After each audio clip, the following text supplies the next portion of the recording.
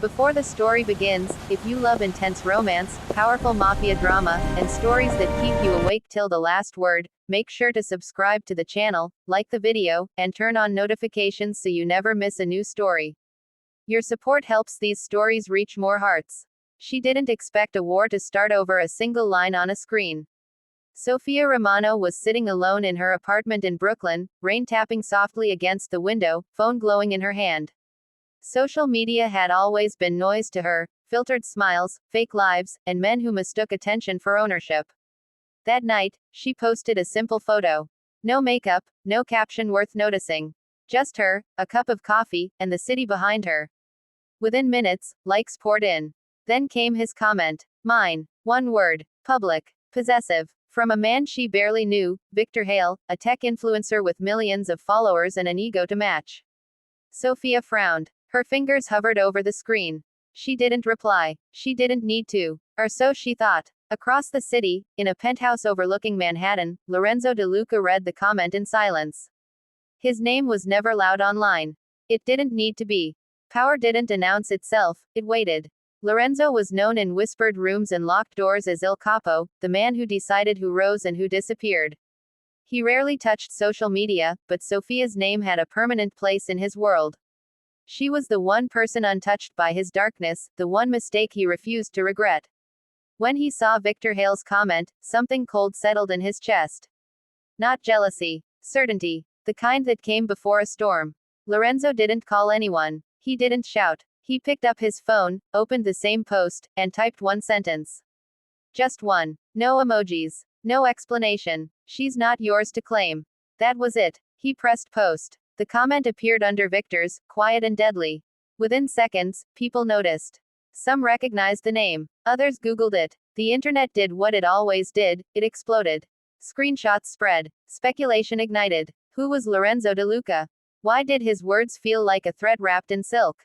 Sofia's phone began to vibrate nonstop. Messages, mentions, unknown numbers. Her heart pounded as she saw Lorenzo's comment. She hadn't spoken to him in months. Not since the night she walked away from a life she didn't choose. Memories flooded back, the way he looked at her like the world narrowed to her breath, the way danger followed him like a shadow that never left. She whispered his name, unsure whether to feel protected or trapped. Outside, a siren wailed, distant but sharp. The city felt suddenly too small. Victor Hale laughed when he first saw the reply. He was live on a stream, confidence dripping from every word, telling his audience that some nobody was trying to scare him. He pinned the comment, mocking it. Big mistake. His smile faltered as his assistant rushed in, pale, whispering urgently in his ear. Sponsors were calling. Accounts were being flagged. A deal he'd waited years for was suddenly under review. Victor's laugh died mid-breath. He refreshed the page. Lorenzo's comment had tens of thousands of likes. People weren't laughing anymore. They were watching. Lorenzo leaned back in his chair, fingers steepled, eyes unreadable. Around him, his men waited, tense but silent.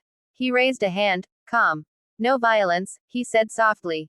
Not yet. This wasn't about blood. It was about message. In his world, words were weapons when chosen correctly. And that one comment. It was a line drawn in public, where Victor couldn't ignore it and Sofia couldn't escape it. Lorenzo knew she'd see it. He wanted her to. He wanted her to remember that even when he was silent, he was there. Sofia locked her phone and pressed it to her chest. She thought she had left that world behind, the suits, the secrets, the constant sense that love came with a price. Yet here it was, pulling her back with a single sentence. She didn't know what scared her more, Victor's claim or Lorenzo's defense. One man wanted to own her for attention. The other had always protected her at the cost of everything else. She walked to the window, looking out at the rain-soaked streets, and realized something had shifted. The internet had seen it. The underworld had felt it.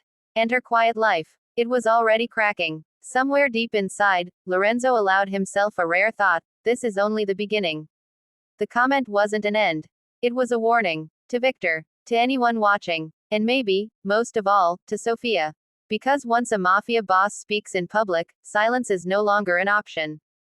Morning broke over New York like nothing had happened, but Sofia Romano felt the shift the moment she opened her eyes, the kind of quiet tension that settles before something irreversible. Her phone was already vibrating beside her, the screen lighting up with hundreds of notifications, mentions, screenshots, articles, and messages from people she didn't know pretending they cared. Overnight, one comment had turned her face into a headline and her name into a battlefield. Victor Hale's arrogant, mine, had started it, but Lorenzo De Luca's calm, cutting response, she's not yours to claim, had ended something far bigger than a social media argument. Sophia sat up slowly, her chest tight, scrolling through the chaos. Influencers were speculating, podcasts were dissecting the tone of Lorenzo's words, and anonymous accounts were warning Victor to back off while he still could.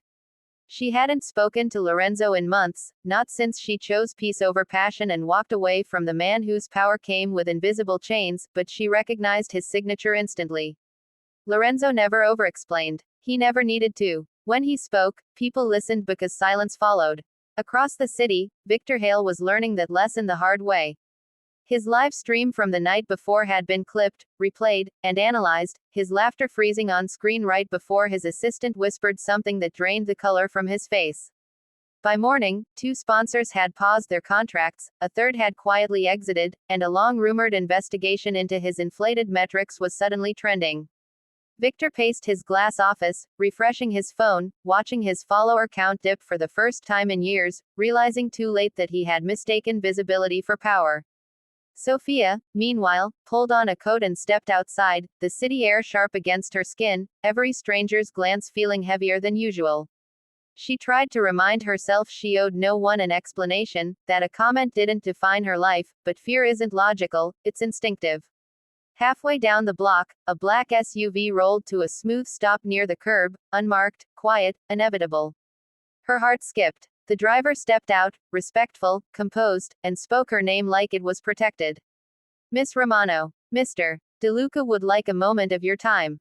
Only if you're willing. No pressure. No command. That alone told her Lorenzo had changed, or was trying to. Inside the vehicle, the world softened into leather and muted sound, and there he was, sitting across from her, tailored suit, steady eyes, the same man who once ruled rooms without raising his voice. I didn't do it to pull you back, Lorenzo said calmly, as if reading her thoughts. I did it because someone tried to turn you into property. Sophia crossed her arms, anger and relief colliding in her chest. You knew what would happen, she replied. You knew it would drag me into this.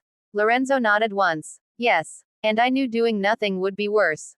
Outside that SUV, Victor's empire continued to crack. A scheduled interview was cancelled.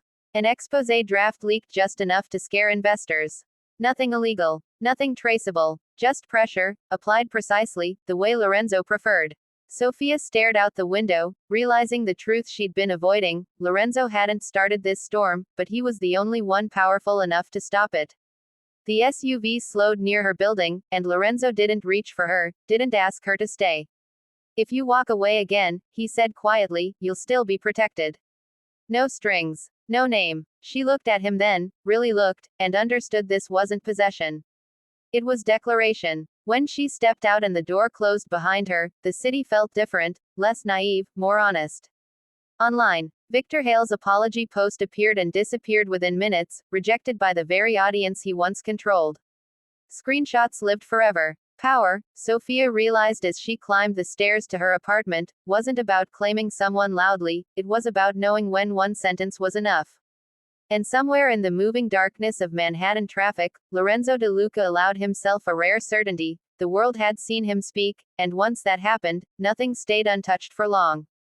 By noon, the story had outgrown Sophia Romano, mutating into something the media could sell: power, mystery, and a mafia boss who had broken his silence with a single line, and Sophia felt herself shrinking beneath a narrative she never consented to. News outlets framed it as a digital standoff, influencers called it the comment that ended a career, and anonymous sources whispered that Victor Hale had crossed a line no one crossed twice. Sophia tried to work, tried to live, but every screen reflected her back at herself, frozen in a moment she couldn't rewind. She ignored the knock at first, hoping the world would leave her apartment alone, but the knock came again, measured, patient. When she opened the door, it wasn't Lorenzo. It was a woman in a tailored coat, eyes sharp, voice professional. Ms. Romano, I'm with Calder and Finch. We represent Mr. De Luca's public interests. Sophia laughed, short and humorless. Public. The woman didn't flinch. He doesn't usually have any. You do. The conversation that followed felt surreal. Options, protections, statements she could make or refuse to make, boundaries that could be drawn before others drew them for her. Sophia listened, realizing how fast chaos could be organized when money and influence decided to cooperate. Across town, Victor Hale sat alone in a conference room that suddenly felt too large, watching his brand partners distance themselves with carefully worded emails, each one more final than the last. He tried calling Lorenzo, through intermediaries, through favors, through people who owed him, but every door closed quietly. The silence was worse than threats. Victor's legal team urged him to issue a formal apology, to humanize Sophia, to frame the comment as a misunderstanding. But humanizing someone after you've claimed them sounded like another lie, and the internet smelled blood. Sophia declined to issue a statement. She declined interviews. She declined being reshaped. Instead, she went for a walk, the city loud and anonymous, and felt the weight of eyes without knowing which ones mattered. When her phone buzzed with a message from Lorenzo, no pressure. Just checking if you're okay. She stopped mid-step, surprised by the restraint. She typed, erased, then finally replied, I don't know what okay looks like right now. The reply came almost instantly, then don't define it yet. That night, the first serious article dropped, meticulous, sourced, devastating, detailing Victor Hale's pattern of public claims over women he dated or collaborated with, a trail of blurred boundaries and contracts that favored him. It wasn't illegal. It was worse. It was exposed. Victor watched the shares climb and felt something collapse that money couldn't rebuild. Meanwhile, Sophia sat on her couch, reading the piece, recognizing fragments of herself in the stories of women she'd never met, and understanding that this had never been about her alone. The comment had cracked a mirror. Lorenzo arrived late, unannounced but expected, standing in her doorway like a question he wasn't forcing her to answer. He didn't touch her. He didn't even sit until she did. You can walk away from all of this, he said. Or you can stand where you are and let it move around you. Sophia studied him, seeing not the myth but the man who chose precision over noise. Why me? She asked finally. Lorenzo exhaled, slow. Because you never asked for my protection. And because when you left, you took my certainty with you. The honesty startled her more than any threat could have. Outside, sirens passed, indifferent. Inside, the lines between safety and freedom blurred. Victor posted again, this time subdued, admitting fault without naming names, but the response was merciless. Comments flooded in, not with rage but with dismissal. The worst punishment for a man addicted to attention. Sponsors finalized their exits. A speaking tour was cancelled. He refreshed his feed, watching relevance slip through his fingers. Sophia made her choice quietly. The next morning, she posted, not a defense, not an explanation, but a simple statement about autonomy, about refusing to be claimed, about boundaries in a public world. She didn't mention Victor. She didn't mention Lorenzo. The post went viral anyway. Analysts called it brave. Critics called it calculated. Lorenzo called it yours. And for the first time since this began, Sophia felt something steady beneath her feet. Power, she realized, didn't have to be loud to be effective. Sometimes it was a refusal. Sometimes it was a sentence. Sometimes it was knowing when to let the storm pass without stepping into the rain. Yet as night fell and the city exhaled, Sophia sensed the truth tightening like a knot. When you stand at the center of attention and choose yourself, someone always loses. And Victor Hale, watching his empire dim, wasn't done grasping at light. The fallout didn't arrive all at once. It crept in like a slow leak that soaked through every corner of Victor Hale's life, and by the time he realized the damage was permanent, the floor had already given way beneath him. Sophia Romano woke to a different kind of quiet that morning, not peace but the pause after impact, the moment when the world recalculates around a new reality. Her post from the night before had crossed a line the internet understood. Clear, restrained, impossible to twist, and the response proved it. Women shared it with captions of their own stories, brands amplified it without attaching their logos, and commentators who usually thrived on chaos struggled to argue against a statement that refused to name an enemy. Sophia didn't feel victorious. She felt exposed, like she had stepped into bright light and discovered there was no way back to shadow. Lorenzo De Luca watched the reaction from a distance, refusing interviews, refusing praise, allowing the narrative to orbit Sophia instead of him, because real control meant knowing when not to enter the frame. His people warned him that Victor was panicking, that desperation made men unpredictable, especially men whose power depended on applause. Victor felt it too. The way doors once opened now required appointments, the way calls went to voicemail, the way respect drained faster than money. In a last attempt to regain leverage, he leaked a private message thread, heavily edited, suggesting that Sophia had encouraged his attention. The move backfired instantly. Digital forensics tore the screenshots apart, timelines contradicted his version, and what might once have sparked debate instead confirmed a pattern of manipulation. Sophia read the headlines with a numb clarity, resisting the urge to respond, understanding that silence was now a strategy, not a weakness.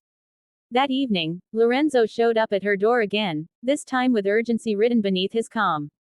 "He's cornered," Lorenzo said. "Cornered men look for exits through others."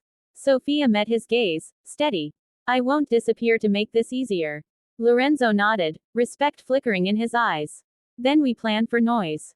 Across the city, Victor arranged a private meeting with a journalist known for sympathetic profiles, offering exclusives, tiers, a redemption arc, but the journalist declined, citing credibility concerns.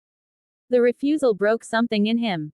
He sent a late-night email to Sophia, bypassing filters, accusing her of ruining him, framing himself as the victim of forces too powerful to fight. Sophia deleted it without replying, her hands shaking but her resolve intact.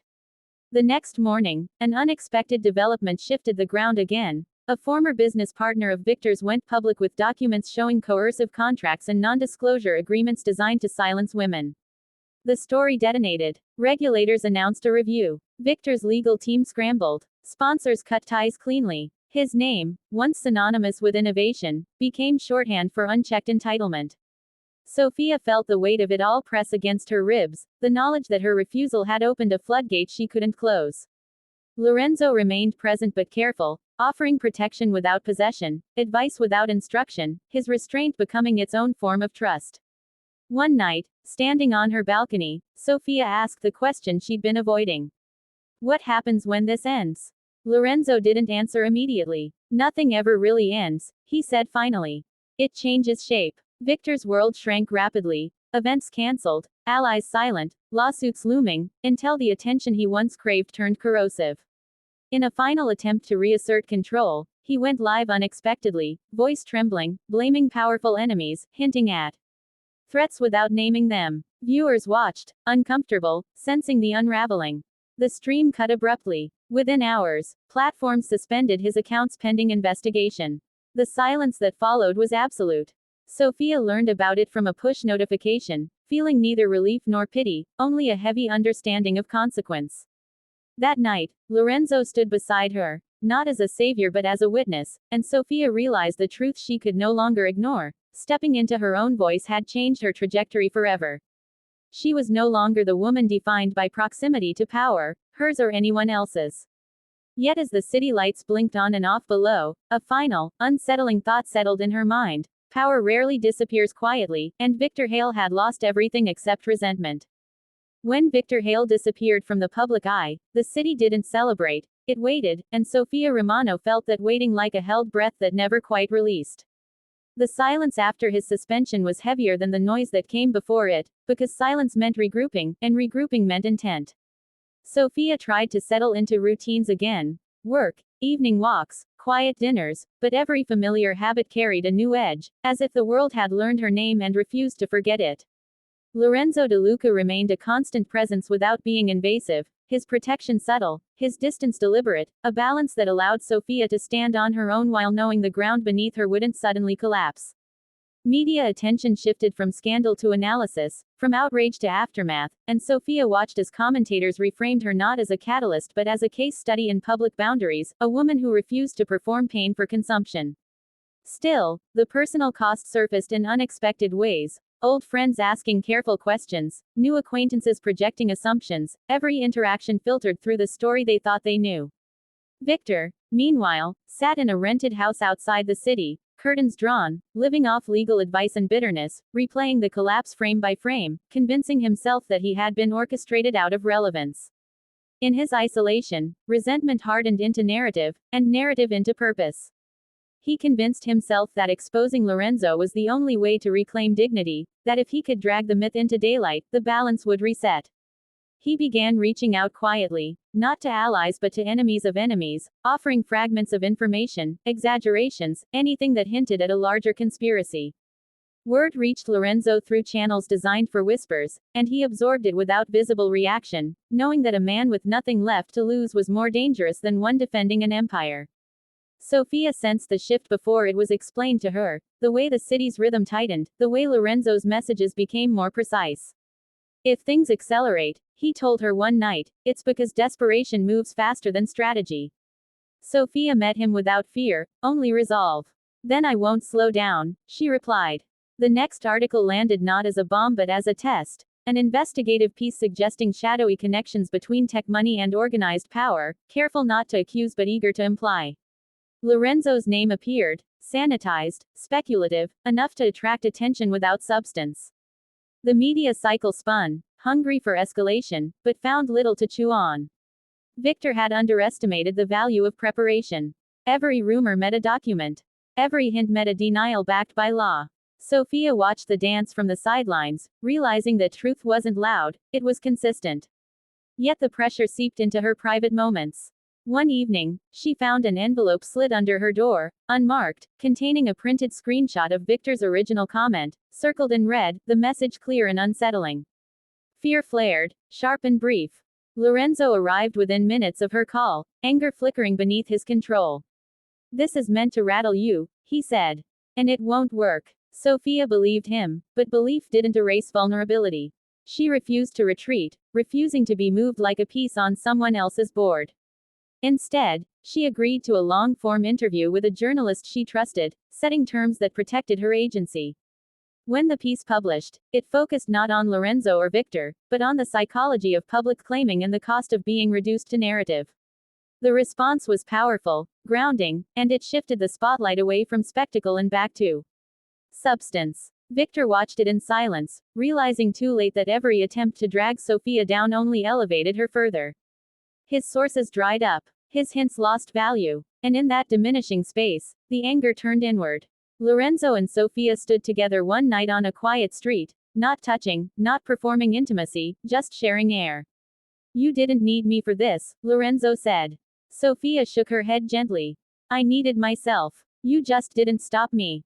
The city moved on, as it always did, but the lesson lingered beneath its surface, power exposed is rarely defeated by force, but by refusal.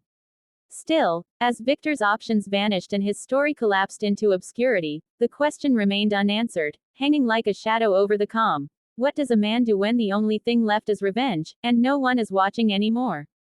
The city exhaled as winter edged closer, but Sophia Romano felt no relief, only the uneasy calm that follows when every visible threat has either failed or gone quiet, because quiet leaves room for intention.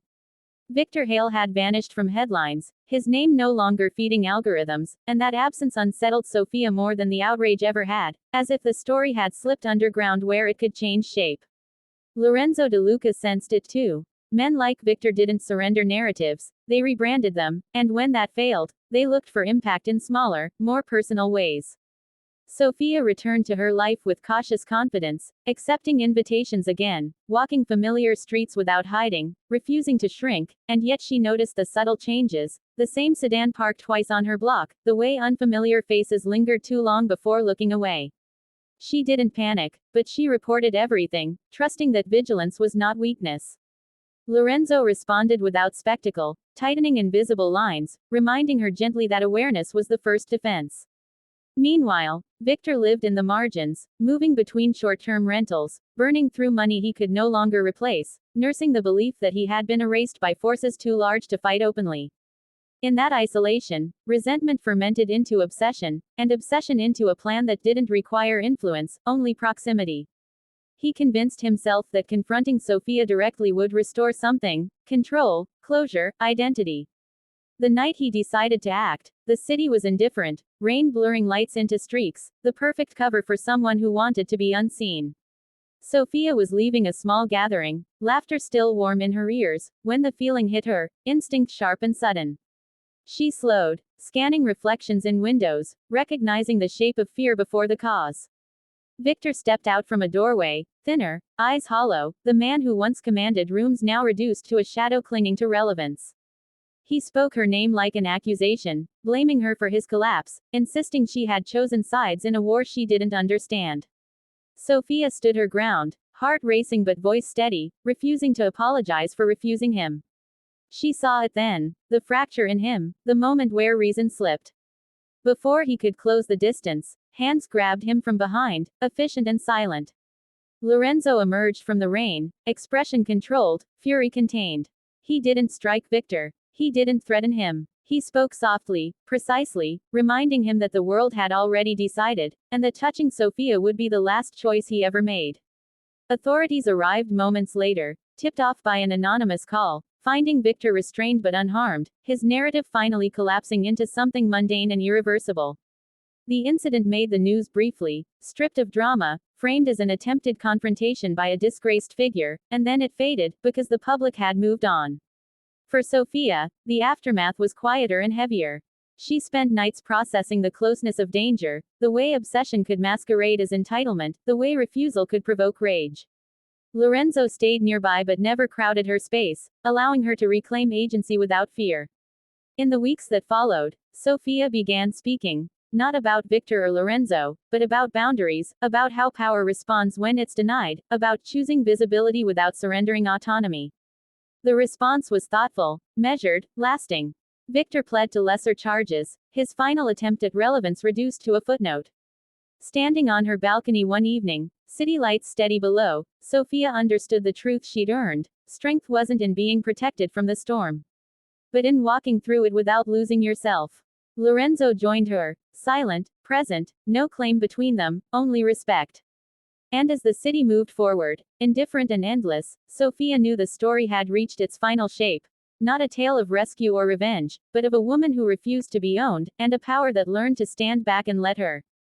The spring air brought a sense of renewal to New York, but for Sophia Romano, it was more a reminder of survival than rebirth, the kind that leaves scars invisible to the world yet persistent in memory. Months had passed since Victor Hale's public downfall and his failed attempt to approach her, yet every day carried a reminder that power, obsession, and influence never fully vanish, they only shift, and vigilance is the price of autonomy. Sophia had returned to her routine, carefully curated, blending work, evening walks, and quiet meals, yet every small anomaly, a misplaced taxi, an unfamiliar silhouette across the street, demanded attention. She moved with a measured awareness, not fear, but recognition that a past story could echo even when the protagonist was gone. Lorenzo De Luca remained close in the shadows, not as a protector demanding gratitude or submission, but as a stabilizing presence, the kind that allowed Sophia to operate freely while ensuring the lines around her were secure. His influence was silent, bureaucratic, and precise. There were no threats, no displays of dominance, only results, and the occasional word that reminded her he was a force the world could not ignore. The city, meanwhile, moved on, oblivious to the undercurrents that had once roared like storms, and yet the ripples remained. Brands and journalists no longer contacted Sophia for commentary, but every decision she made, every post, every public engagement, was measured against the memory of the viral moment, as if the world had conditioned her to live under observation even when none existed. Victor, exiled to the margins of relevance, festered in isolation, his obsession now a shadow that could no longer find light in social media metrics, sponsorships, or public affirmation. He began sending cryptic messages, third-party communications meant to unsettle, hinting that his patience was not spent and that the story was far from over. Sophia ignored them, relying on her instincts and Lorenzo's discreet guidance. One night, a particularly insistent set of messages arrived, containing threats veiled as concern, accusations disguised as remorse. The intensity was sharper, more personal, and for the first time in months, Sophia felt the old tension creep back. She called Lorenzo immediately, and he arrived within minutes, calm and commanding, dismantling the digital threat quietly, methodically. He reminded her of a truth she had internalized over the months: fear could only control her if she allowed it, and no man, no matter how desperate, could reclaim what she refused to surrender. Despite the tension, Sophia began reclaiming the city in small ways, attending gallery openings, engaging in professional projects, and even traveling short distances without hesitation. Each movement, each interaction, was a declaration of normalcy layered with defiance. Lorenzo accompanied her occasionally, always unobtrusive, signaling presence without possession. The pattern of observation she had cultivated, checking her surroundings, monitoring interactions, trusting instincts, became second nature, and she realized the strength lay not in avoiding danger but in acknowledging it without capitulation. Months later, Victor attempted one final maneuver, trying to manipulate allies of Lorenzo, offering information, favors, and bribes to gain leverage. His efforts collapsed before execution. Lorenzo anticipated every move, intercepting quietly and preventing escalation without public spectacle. Sofia learned of it secondhand, through a message that simply stated, "handled." She smiled faintly, recognizing that real protection never demanded attention, never sought recognition, and often went unnoticed by those outside the immediate circle. The city had returned to its rhythm, indifferent to the personal battles waged in its shadows, and yet Sofia felt the weight of victory settle in her chest.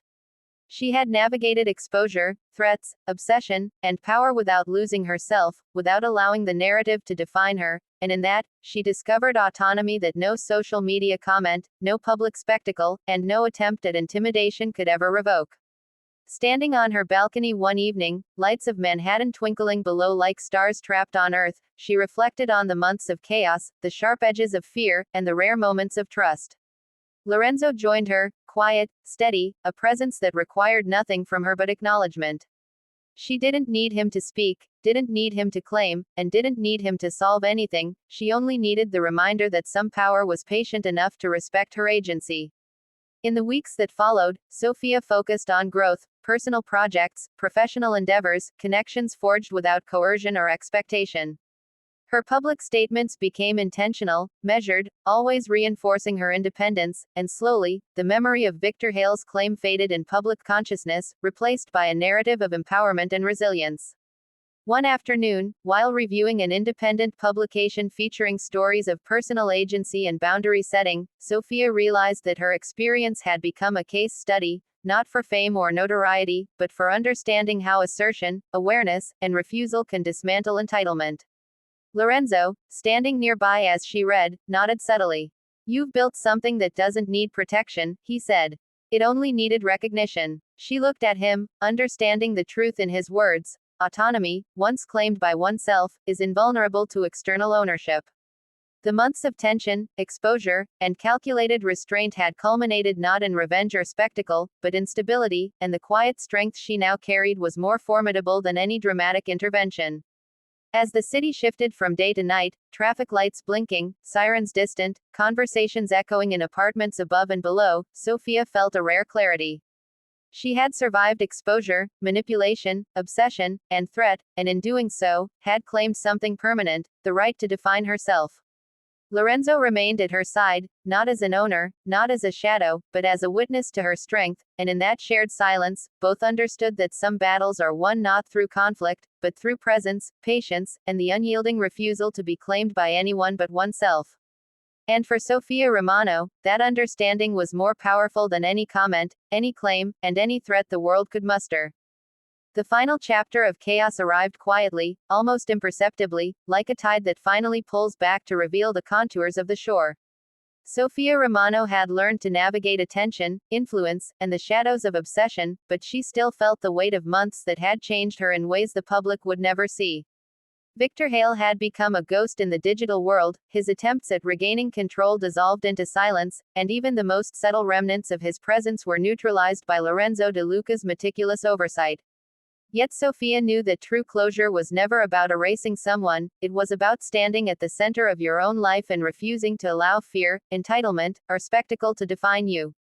She returned to the routine she had built carefully, work that challenged her mind, moments of solitude that nurtured her spirit, evenings where the city's lights stretched endlessly below her balcony, a constant reminder of the world's indifference to personal struggle. The occasional ripple of media curiosity still reached her, mentions in articles analyzing the psychological impact of viral claims or reflections on public harassment, but they no longer carried urgency. Each post, each interaction, was deliberate, a reaffirmation of agency, and a refusal to allow the past to claim her narrative. Lorenzo remained nearby, a silent presence that signaled not ownership but unwavering attention to detail, a reminder that protection could exist without possession. He never intruded, never demanded recognition, simply observed, anticipating threats that were long gone or subtle enough to be invisible. Victor, in his isolated exile, tried one last maneuver, reaching out through intermediaries, planting rumors, attempting to provoke a reaction, but Sophia's awareness, combined with Lorenzo's precision, ensured that every attempt fizzled before reaching the surface. The man who had once dared to declare, "Mine," was now powerless in ways money and influence could no longer redeem. One evening, as Sophia prepared for a gallery event she had agreed to attend, she felt a shift, subtle but undeniable. The city's rhythm seemed less charged, the lingering tension of past months lifting. She stood on her balcony, overlooking streets that had once felt crowded with unseen watchers, and realized that she had reclaimed her life, not through confrontation, but through vigilance, consistency, and refusal. Lorenzo approached quietly, standing beside her without expectation. "You're ready," he said simply. She turned to him, considering the months of chaos, exposure, and restrained power, and nodded. "I've always been ready," she replied. The clarity of her voice carried not defiance, but ownership. That night, at the gallery, Sophia moved among people without fear, navigating attention with a calm born from experience. Every interaction, every conversation, was deliberate. She carried herself as someone who had endured scrutiny and manipulation, and emerged unclaimed, unbroken. The media coverage that followed was subtle, understated, profiles that highlighted her poise, intelligence, and resilience rather than sensationalized narratives of harassment or mafia intrigue. The story of Victor Hale became a cautionary footnote, a demonstration of entitlement and obsession collapsing under its own weight, while Sofia Romano emerged as an emblem of agency, autonomy, and quiet strength. Lorenzo remained a shadow at the edge of her life, protective yet unobtrusive, his presence a reminder that some power is best exercised silently. In the final weeks of spring, Sophia reflected on the transformation she had undergone. The months of fear, media frenzy, and calculated threats had reshaped her understanding of herself and the world around her. She had learned that influence could be neutralized, that obsession could be diffused, and that the most formidable power is the refusal to be owned, claimed, or defined by others. Victor Hale faded completely from her consciousness, a relic of a story that belonged to the past, while she moved forward, fully present, unshaken, and unclaimed. On the balcony, Lorenzo said nothing, yet his presence spoke volumes, a shared acknowledgement that some battles are won not through violence or confrontation, but through deliberate awareness, steady agency, and the unyielding refusal to surrender. As Sophia gazed out over Manhattan, the city lights sparkling below, she understood that the story, the struggle, and the attention had all led to one undeniable truth: her life was her own, her narrative untouchable, and her strength permanent. And in that moment, quiet, powerful, and resolute, Sophia Romano knew she had finally reclaimed everything that mattered, unchallenged by fear, unshaken by threat, and untouchable by anyone who thought a single word could ever define her.